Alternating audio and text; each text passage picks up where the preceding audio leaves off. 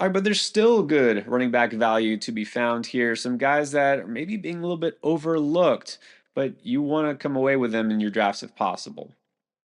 I want to come away with Jordan Mason in my drafts if possible every time I can. Reports out of camp is that we're going to see a relatively equal workload split, but the real report out of camps that I love is the fact that it sounds like Jordan Mason is going to, at a minimum, be the goal line back. In fact, head coach Kevin O'Connell recently said, and I quote, I do think Jordan's going to bring something to the table in those short yardage situations, those goal line situations, goal to goal, where we've really left a lot to be desired as a football team.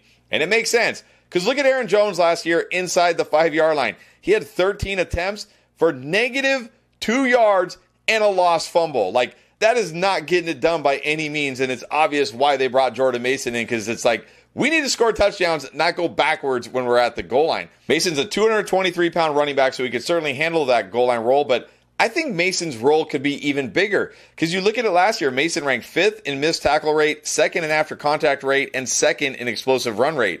Aaron Jones, he was 27th, 11th, and 27th in those categories. Now look, all credit to Aaron Jones. He's still a fairly productive running back into his 30s now. But Jordan Mason brings something to this offense that Aaron Jones doesn't have on that short yardage, that early down, that goal line stuff. And I think we're going to see Jordan Mason potentially be the early down goal line back with Aaron Jones more of the change of pace pass catching back this year. And where you're getting Jordan Mason, kind of looking at him as like a discount David Montgomery, a guy who could score a touchdown on any given week, but still gives you enough in the rest of the game where he's not just touchdown dependent. And you're getting this guy a round and a half, 2 rounds after David Montgomery. So for me, Jordan Mason is that type of late round guy who could score 10 plus touchdowns this year that you get at a discount. I'm taking that every time. Well, another veteran running back that kind of gets overlooked, maybe forgotten a lot of times, is DeAndre Swift. And I know a lot of this hinges on whether you think Chicago's offense will actually do anything this year. But look, there's obviously reasons to be optimistic here.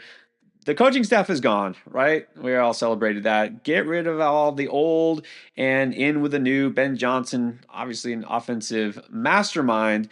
And it just so happens that he's reunited with DeAndre Swift. So Swift last year, under that regime, had his career worst 3.8 yards per carry. I mean, he just flat out wasn't good, right? And it wasn't just him. It was basically the whole offense. It wasn't just his fault, though. I think we can all definitely admit that. Well, last time he was with Ben Johnson in Detroit before he moved to Philly and then moved to Chicago, just so happened that year that he had his career best 5.5 yards per carry. Now, I understand, different situation, different club, different everything, right? But Ben Johnson has kept DeAndre Swift as his RB1. They didn't draft a running back till like the last round. They didn't replace him in free agency. They have DeAndre Swift there in place as the lead back for a much improved team, and not just the coaching staff that's improved. This offensive line, PFF declared it the most improved offensive line, and they didn't just say that. They have them ranked 4th heading into the season as the 4th best offensive line in the entire NFL. If their offensive line is going to be that good, they're going to be able to run the ball a lot better. And Swift, we know, is a natural pass catcher. You know, he's a guy who will get a ton of receptions. I mean, maybe it's a little hyperbolic to say maybe this is like your discount CMC, but at the very least, this is a guy who's going to kind of do it all for an offense that should be much better. And you can get him in like round 8, sometimes even round 9 if people just aren't that excited about him. I'll take that discount as much as possible.